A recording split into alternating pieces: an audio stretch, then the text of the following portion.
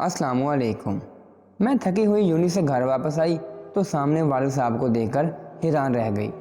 वो तो इस वक्त काम पर होते थे, आज फिर दोपहर में घर क्यों आ गए थे। गर्मी और पसीने से मेरी हालत बहुत बुरी हो रही थी। वालिद साहब ने मुझे अजीब सवालिया नज़रों से देखा, जैसे मुझसे कुछ गहरा सवाल करना चाहते हों, और बहुत कड़क लहजे में पूछने लगे, हीरा, आज तुम्हें यूनी से आने में इतनी देर क्यों हो गई है। इसका अंदाज़ शक भरा था, मेरी रूह तक कांप गई थी। मैं अब्बू के सामने ही चारपाई पे बैठ के बताने लगी कि आज यूनी में फंक्शन था और इस वजह से घर आते हुए देर हो गई है, क्योंकि मैंने कुछ प्रोग्राम्स में हिस्सा लिया था। अब्बू ने सर से पांव तक मुझे देखा और कहने लगे, बस यही बात है या फिर कुछ और। मुझे इनका ये अंदाज़ अच्छा नहीं लगा था, और ये कोई नई बात नहीं थी कि उन्होंने मेरी बात पे यकीन ना किया, क्योंकि वो हर बार ही ऐसा करते थे। काफ़ी सालों से मेरे बाप का रवैया ऐसा ही था, और मैं चुपचाप इस रवैये को बर्दाश्त कर रही थी कि क्योंकि इन्हें मुझ पर एतबार ही नहीं था। अगर होता तो ऐसा रवैया इख्तियार ना करते, और ना ही इस तरह के मुझसे सवालात करते जैसे मैं इनसे झूठ बोल रही हूँ। मैंने फ़ौरन कहा, हाँ अबू, बस इतनी सी बात थी, इससे ज़्यादा और क्या बात हो सकती है। और अगर आपको यकीन नहीं है तो आप ड्राइवर से पूछ सकते हैं, क्योंकि आपका ड्राइवर तो हर वक्त मेरे सर पे सवार रहता है। अब्बू ने मुझे घूर कर देखा तो इनका एक ड्राइवर हर जगह मेरे साथ होता था। वो एक 22 साल का जवान लड़का था, लेकिन अब्बू को इस पर बहुत ज़्यादा यकीन था। वो एक 22 साल का जवान लड़का था, लेकिन अब्बू को इस पर शायद मुझसे भी ज़्यादा था, क्योंकि इससे पहले इसका बाप हमारे पास नौकरी करता था, और वो लोग बहुत ही शरीफ लोग थे। जब से मैंने यूनी जाना शुरू किया था, उमर ही था जो मुझे ले आता और ले जाता था। अब वो मेरी इस बात पर मुतमईन तो हो गए थे, मगर दिल से यकीन नहीं किया था कि मैं जहाँ जाती थी इनके ड्राइवर के साथ ही जाती हूँ। वो कहने लगे, ठीक है, अपने कमरे में जाओ और फ्रेश हो जाओ, फिर लंच करते हैं। मुझे अब्बू की बेएतबारी ने बहुत दुख किया था। मैं आंसू साफ करती हुई रूम में आ गई।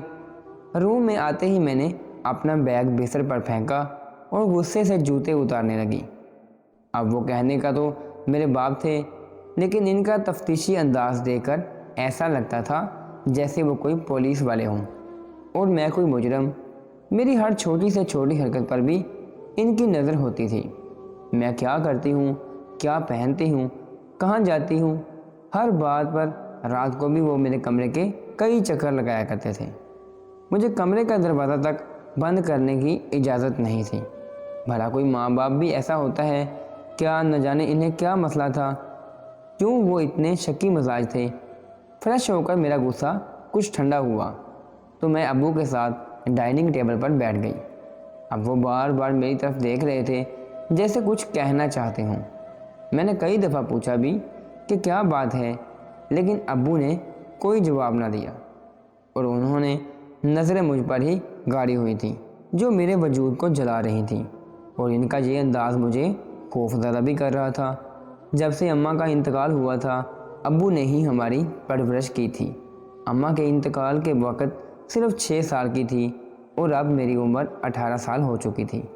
मगर इतने सालों में अब्बू ने मेरी तरबियत करने के साथ साथ मुझ पर इतना ही ज़्यादा शक नहीं किया था जितना वो अब कर रहे थे। न जाने वो क्यों ऐसे हो गए थे। वो बहुत सख्त तबीयत के मालिक बन गए थे। मैं कहाँ जाती हूँ, कहाँ से आती हूँ, और छोटी से छोटी बात पर ना सिर्फ इनकी नज़र होती, बल्कि वो मुझसे पूछताछ भी करते थे। अब्बू की वजह से ना ही मेरी कोई दोस्त बन सकी थी, और ना ही मैंने कोई दोस्त बनाई थी, क्योंकि मैं अपनी मर्ज़ी से जी ही नहीं सकती थी, और ना ही मुझे किसी किस्म की आज़ादी थी। मैं अपनी मर्ज़ी की मालिक नहीं थी। मैं बहुत ज़्यादा घुटन का शिकार हो गई थी, और अब मैं आज़ादी चाहती थी। कभी कभी तो मेरा दिल चाहता कि मैं अब्बू से छुप के घर से बाहर निकलूं, खूब घूमूं, फिर नए लोगों से मिलूं और दोस्तियां करूं। ऐसे में मेरी दोस्ती यूनिक की एक लड़की गुल से हो गई। वो बहुत ज़्यादा आज़ाद ख्याल थी, और यूनी में इसके साथ रहते रहते मुझे भी आज़ादी से जीने का शौक़ हो गया था। गुल को यूनी छोड़ने के लिए इसका कज़न अमन आता था, और ये बात मेरे लिए इंतहाई हैरत अंगेज़ थी। کہ ایسے کیسے اس کے گھر والے اس کو کزن کے ساتھ بھیج دیتے ہیں۔ اس کے گھر والوں کو بھی اس بات پر کوئی اعتراض نہیں تھا۔ میرے ابو ہوتے تو کبھی بھی مجھے کسی کزن کے ساتھ نہ بھیجتے۔ ہمارے گھر میں کسی کزن کو آنے کی اجازت بھی نہیں تھی۔ ابو کا کہنا تھا کہ میں دن بھر گھر میں اکیلی ہوتی ہوں، ایسے میں غیر مردوں کا گھر آنا اچھی بات نہیں ہے۔ سارا خاندان ہی ابو کے مزاج سے واقف تھا، اسی لیے کوئی ہمارے گھر بھی نہیں آیا کرتا تھا۔ میری گل کے کزن امن سے بات چیت شروع ہو گئی، کیونکہ وہ تقریباً ہر روز ہی آیا کرتا تھا۔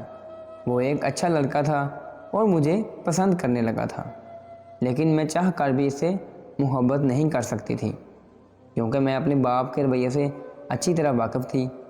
کبھی اس کے جذبات کی پذیرائی نہیں کی تھی، لیکن میری بدقسمتی تھی کہ ایک دن پتہ نہیں کیوں ابو میرے پیچھے یوں ہی آ گئے اور انہوں نے مجھے امن کے ساتھ بات چیت کرتے ہوئے دیکھ لیا۔ میں یونی کے دروازے پہ کھڑی اس سے بات کر رہی تھی اور ابو نے پتہ نہیں کیا کچھ سوچ لیا۔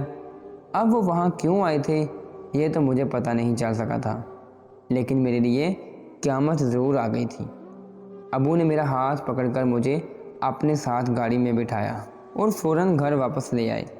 انہوں نے میرے غصے میں یونی جانا بھی بند کروا دیا۔ میں نے ابو کو بہت یقین دلانے کی کوشش کی کہ میرا امن سے کوئی تعلق نہیں ہے، لیکن ابو نے میری ایک نہ سنی اور کہنے لگے کہ میں اپنے دامن پر کوئی داغ نہیں چاہتا۔ تم نے میرے بھروسے کو نقصان پہنچایا ہے۔ تمہاری ماں کے مرنے کے بعد سے میں نے ہر دن تمہاری فکر میں گزارا ہے، اور اتنی پابندیوں کے باوجود بھی تم نے آج میرے منہ پر کالک لگا دی ہے۔ ابو کی باتوں نے میرا دل بری طرح توڑ دیا تھا۔ میرا رونا دھونا بھی کام نہ آیا اور میری پڑھائی درمیان سے ہی ادھوری رہ گئی، جبکہ میرا امن کے ساتھ ایسا کوئی تعلق بھی نہیں تھا کہ جس پر مجھے ابو کے سامنے شرمندہ ہونا پڑتا یا ابو کی عزت پر کوئی حرف آتا۔ میں گھر میں بند ہو کر رہ گئی تھی اور ہر وقت خاموشی سے اپنے کمرے میں پڑی رہتی۔ پیسہ دولت سب کچھ تھا، لیکن میرے باپ کو ہی میرے کردار پر بھروسہ نہیں تھا، تو میں غیروں سے کیا توقع کرتی۔ ایک روز ابو کے دوست انکل، جو کہ ابو کے بزنس پارٹنر بھی تھے، کسی کام سے گھر آئے تو مجھے دیکھتے ہی میری پڑھائی کے بارے میں پوچھنے لگے۔ میں نے روتے ہوئے انہیں ساری بات بتا دی۔ وہ ابو کے پرانے دوست تھے اور اکثر ہی ہمارے گھر آتے جاتے رہتے تھے، جس کی وجہ سے مجھے ان سے کوئی جھجک نہیں تھی۔ میں اپنے دل کی ہر بات انہیں آسانی سے بتا دیتی۔ اماں کے انتقال کے بعد انکل ہی ابو کے دکھ سکھ کے ساتھی بن گئے تھے۔ جب بھی ہمارے گھر آتے تو میرے ساتھ بھی کافی وقت گزارتے اور میری ہر بات کو سنتے۔ مجھے ان کا ہی سہارا تھا، ورنہ ابو تو مجھے کبھی یونی میں داخلہ نہ لینے دیتے۔ اب میں جیسے ہی انکل کو پتہ چلا کہ ابو نے میری پڑھائی کا سلسلہ بند کروا دیا ہے تو وہ کہنے لگے کہ تم فکر نہ کرو، میں خود تمہارے ابو سے بات کروں گا۔ ان کی بات سن کر مجھے تھوڑی بہت تسلی ہو گئی تھی، کیونکہ ابو انکل کی ہر بات مانتے تھے۔ لیکن اس سے پہلے کہ انکل ابو سے کوئی بات کرتے، ابو مجھے رات کے وقت دیکھنے کے لیے میرے کمرے میں آئے اور میرا فون بج رہا تھا۔ ابو نے مجھ سے پہلے ہی فون اٹھا لیا، تو دوسری طرف امن تھا جس نے معافی مانگنے کے لیے فون کیا تھا کہ اس کی وجہ سے میری پڑھائی بند ہو گئی ہے۔ یہ بات اسے اول سے کچھ دیر پہلے ہی پتہ چلا تھا، تو اس نے فوراً فون کر لیا تھا، لیکن ابو نے اس فون کا بھی غلط مطلب نکال لیا۔ انہیں لگا تھا کہ میرا امن کے ساتھ واقعی ہی کوئی گہرا تعلق ہے۔ ابو نے مجھ سے میرا موبائل فون بھی لے لیا اور کمرے سے باہر نکلنے کے لیے بھی منع کر دیا۔ میں سارا وقت اپنے کمرے میں اکیلے بند رہنے لگی تھی۔ کبھی کبھار انکل ہمارے گھر آتے تو مجھ سے ملنے کے لیے میرے کمرے میں چلے آتے۔ مجھے یہی کہتے کہ بس کچھ دن انتظار کر لو، پھر سب کچھ ٹھیک ہو جائے گا، میں تمہارے ابا کو راضی کر لوں گا، 2-3 دن میں گزر جائے گا۔ 2 دن بھی نہیں گزرے تھے کہ ابو میرے پاس آئے اور کہنے لگے، آج کے بعد تم میرے کمرے میں سویا کرو گی۔ میں ایک جوان لڑکی تھی اور میرے لیے اپنے ابو کے ساتھ سونا بہت شرم کی بات تھی۔ میں نے ابو سے کہا کہ میں اپنے ہی کمرے میں ٹھیک ہوں۔ وہ غصے سے بولے، کیوں؟ یہاں تم سے ملنے کے لیے کون آتا ہے؟ ابو کی بات سن کر میری آنکھوں میں آنسو آ گئے۔ میں نے اسے کہا کہ ایک دفعہ مجھ پر اعتبار تو کریں۔ ابو تلخی سے مسکرائے، کہنے لگے، جتنا اعتبار کرنا تھا کر لیا، اب بس بہت ہو گیا، اب تم میری نگرانی میں ہی رہو گی۔ ابو نے اس دن کے بعد مجھے ہر رات اپنے ساتھ اپنے کمرے میں سلانا شروع کر دیا۔ عجیب شخص تھا، میرا کچھ سمجھ نہیں آتی، سارا دن اپنے کمرے میں بند رہتی اور ساری رات ابو کے کمرے میں جاگے ہوئے گزار دیا کرتی تھی۔ نہ جانے وہ مجھ سے کس بات کا بدلہ لے رہے تھے۔ ابو کے کمرے میں مجھے نیند ہی نہیں آتی تھی، میں بس اپنی بے بسی پہ رو ہی سکتی تھی۔ ایک دن انکل دوپہر کے وقت ہمارے گھر چلے آئے۔ میں بہت زیادہ رو رہی تھی۔ وہ مجھے اس طرح دیکھ کر پریشان ہو گئے اور کہنے لگے کہ بیٹا، اس طرح رو رو کر تم تو اپنی زندگی ہی ختم کر لو گی، اور حوصلہ رکھو، دراصل تمہارے ابو ہمیشہ تمہیں اپنے ساتھ رکھنا چاہتے ہیں، تب ہی وہ تم پر اتنی پابندیاں لگاتے ہیں تاکہ تم باہر کی رنگینیوں میں ڈوب نہ جاؤ۔ انکل کی بات سن کر میرا دل خراب ہو گیا تھا۔ وہ ٹھیک ہی کہہ رہے تھے۔ ابا مجھے کبھی چار دیواری سے باہر نکلنے کی اجازت نہیں دے سکتے تھے، وہ تو مجھے پنجرے میں کسی چڑیا کی طرح قید کر کے رکھنا چاہتے تھے۔ انکل ہمیشہ کی طرح مجھے تسلی دے کر جا چکے تھے، لیکن میں جان گئی تھی کہ اب میرے لیے زندگی میں کچھ نہیں رکھا۔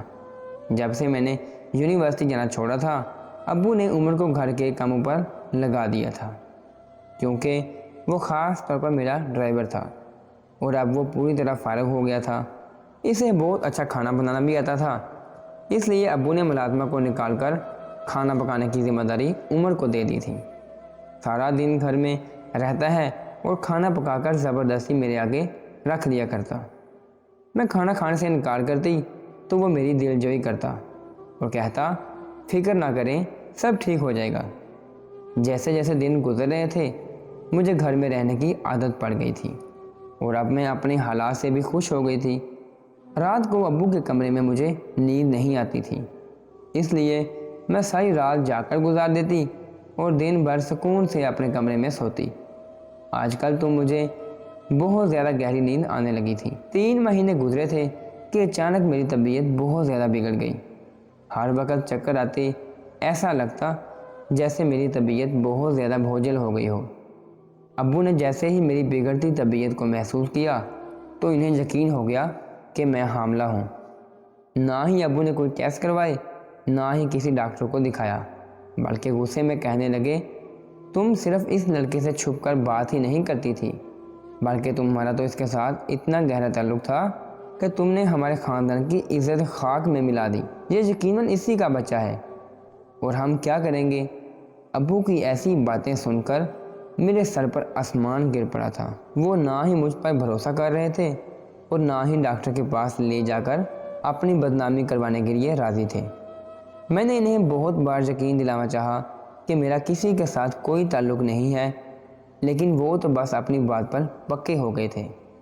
ابو نے انکل کو بلا لیا اور انہیں بھی یہ خبر اس طرح سنائی کہ میں شرم سے زمین میں گر گئی۔ انکل بھی یہ خبر سن کر حیران ہو گئے تھے۔ وہ میری طرف دیکھ کر کہنے لگے، ہیرا، مجھے تو لگتا تھا کہ تمہارے باپ کو غلط فہمی نہیں ہوئی ہے، تم نے تو واقعی بہت غلط کیا ہے۔ انکل نے ابو کو یہ کہہ دیا تھا کہ اگر تمہیں لگتا ہے کہ تمہاری بیٹی تمہارے منہ پر کالک لگا چکی ہے تو تم راتوں رات اس کا عزت سے نکاح کر دو، تاکہ کم از کم اس بچے کو کسی کا نام مل جائے اور یہ بات ڈھکی چھپی رہ جائے، نہیں تو وہ بہت بدنامی ہوگی۔ مجھے انکل سے اس طرح کی توقع نہیں تھی، وہ تو بہت سمجھدار تھے اور ہمیشہ مجھے تسلی دیا کرتے تھے، لیکن آج وہ بھی ابو کے ساتھ مل کر مجھے ہی بد کردار سمجھ بیٹھے تھے۔ ابو اور انکل پریشانی کے عالم میں بیٹھے تھے کہ عمران کے لیے چائے لے آیا۔ ابو نے اچانک عمر سے پوچھا کہ کیا تم میری بیٹی سے شادی کرو گے؟ یہ بات سن کر میری جان نکل گئی۔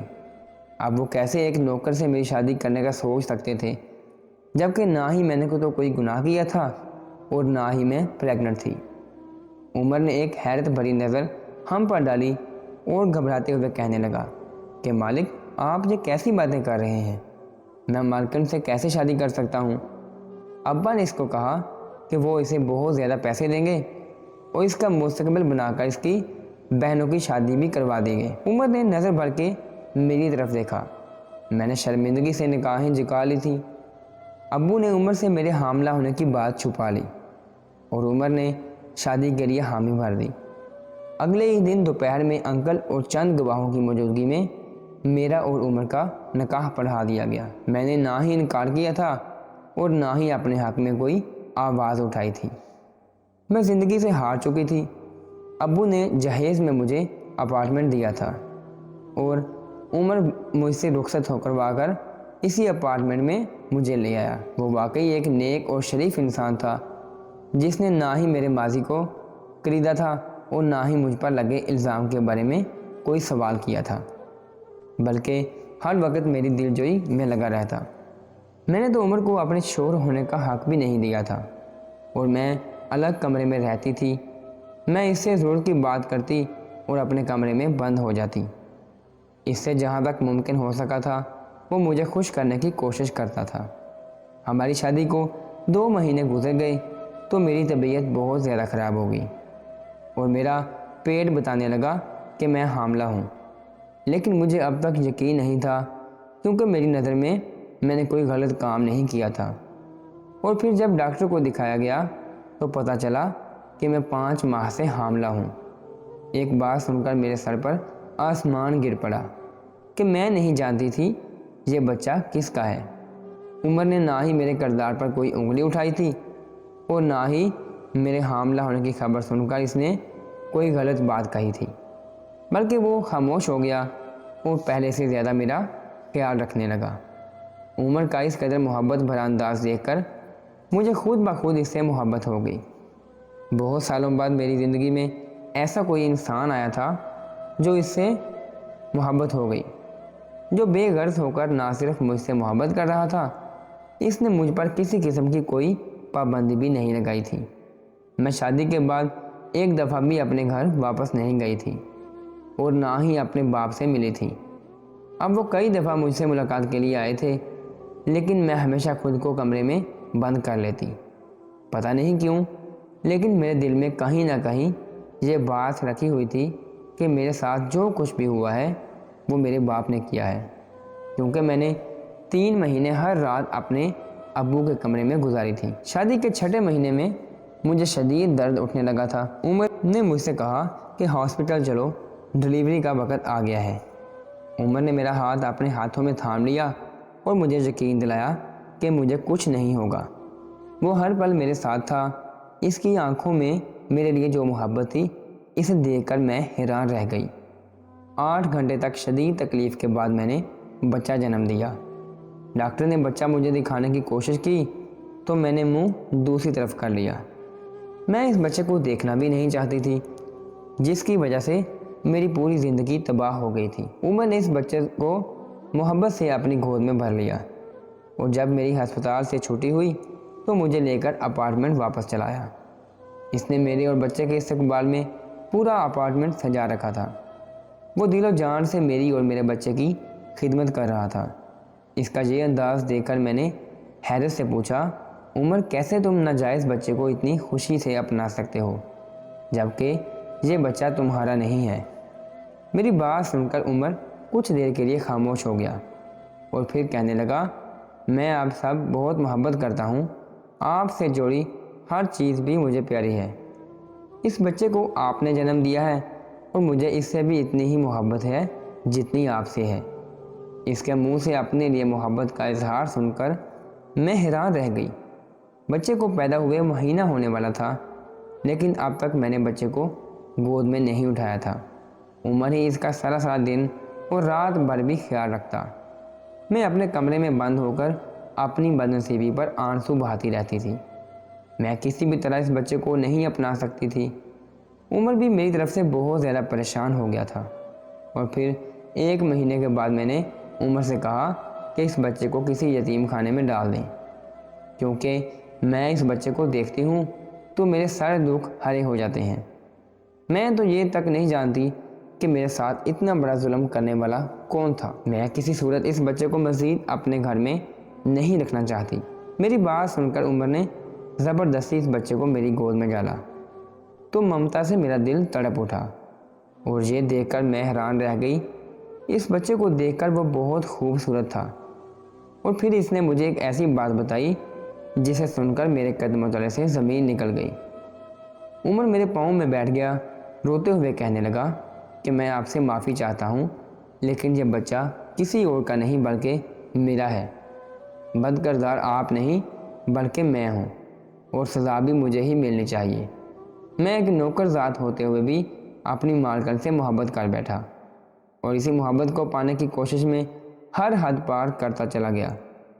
मैं जानता था कि आप हर रोज़ अमन से कॉलेज के दरवाजे पे बात करती हैं, और मुझे ये भी मालूम था कि आपके अब्बू किस कदर शक्की मिजाज हैं। इसलिए मैंने जानबूझकर इन्हें यूनिवर्सिटी के दरवाजे पे बुला लिया, क्योंकि मुझे आपका इनसे बात करना बहुत बुरा लगा था। लेकिन मुझे ये नहीं मालूम था कि आपके अब्बू को 4 दीवारी में कैद कर देंगे। उन्होंने तो आपको अपने साथ अपने कमरे में सुलाना शुरू कर दिया, और मैं आपसे मोहब्बत करता था और आपको पाना चाहता था। लेकिन मेरी गरीबी इस बात के आड़े आ रही थी।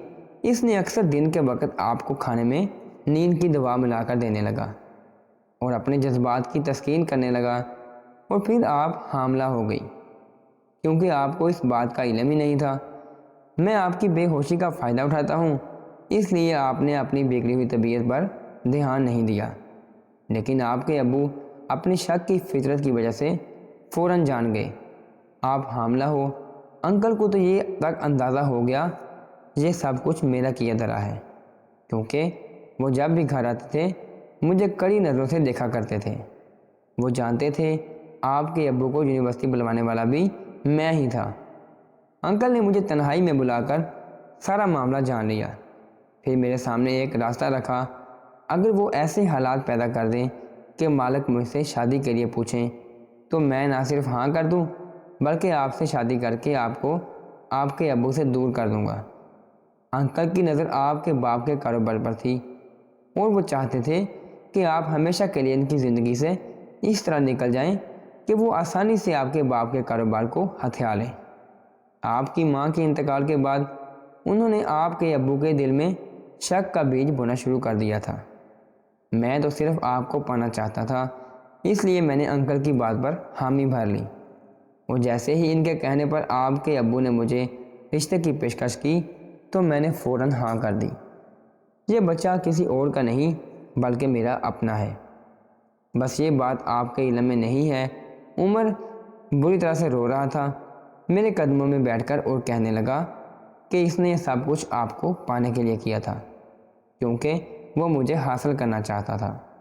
उमर मुझसे माफ़ी मांग रहा था, और मैंने उमर से कहा, अगर तुम मुझसे सच्ची मोहब्बत करते हो और अब भी मुझे अपना सारा सच मेरे बाप के आगे बयान करो, ताकि वो अंकल के चंगल से निकल जाएं और ये जान लें कि इनकी बेटी का किरदार नहीं था, बल्कि ये सब कुछ उनके शक की वजह से हुआ है। उमर ने फ़ौरन ही मेरे अब्बू को सारी हकीकत बता दी, जिसे सुनकर वो हैरान रह गए। मेरे बाप ने सारी ज़िंदगी मुझसे कहीं ज़्यादा भरोसा अंकल पर किया था, और मुझ पर कभी भरोसा नहीं कर सके। अब की बार फ़ैसला करने का हक़ मुझे मिल गया था, और मैं फ़ैसला नहीं कर पा रही थी। मैं उमर को छोड़ दूं या ना छोड़ूं, इससे दूर जाने का सोचकर ही मेरा दिल तड़प उठता। मैं रोने लग गई थी। अब्बू ने मुझे कहा, तुम उमर को छोड़ना चाहती हो तो ये तलाक देगा तुम्हें। अभी इसी वक्त मैंने उमर की तरफ देखा। इसकी भीगी आंखें, कांपते होंठ, गोया वो मुझसे फरियाद कर रहा था, मुझे छोड़ना मत, मैं मर जाऊंगा। मैंने अब्बू की तरफ देखा। नफ़ी में सर हिलाते हुए कहा, मोहब्बत हो गई है मुझे उमर से, कैसे छोड़ दूं अब? नहीं छोड़ सकती मैंने तो मुहर्रम से मोहब्बत की है। इसके बाद वो गलत हो या सही हो, मोहब्बत में सब कबूल करना पड़ता है। मेरी बात सुनकर अब्बू मुस्कुराए और चले गए। वो एकदम से मेरे कदमों में गिर गया, रोने लगा। मैं इसके पास बैठ गई। इसके कंधे से लाकर मैं भी बुरी तरह से रो रही थी। इसके बाद सब ठीक हो गया था। अब मुझे भी अपने बच्चे से मोहब्बत हो गई थी, और हम सुकून से ज़िंदगी गुजार रहे थे। अगर आपको हमारी वीडियो अच्छी लगी हो तो आपने इसको लाइक करना है और दूसरों को शेयर भी करना है।